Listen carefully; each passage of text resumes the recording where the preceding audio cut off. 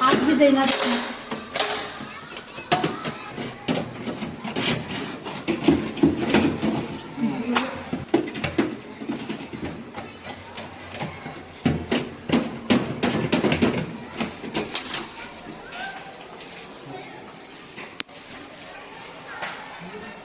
फार वेळ लावला आपण. बघू शकता जुनं मीटरचं असं बॉक्स आहे खराब झालेला. आपण चुका करतो असंच ठेवतो. माझ्या खाचीमध्ये वगैरे कसं पण येऊन बसतात साप. एवढं सगळं फोडलं. उंदरांचा कचरा बघू शकता. अशा ठिकाणी उंदरं जातात मग साप तर येणारच.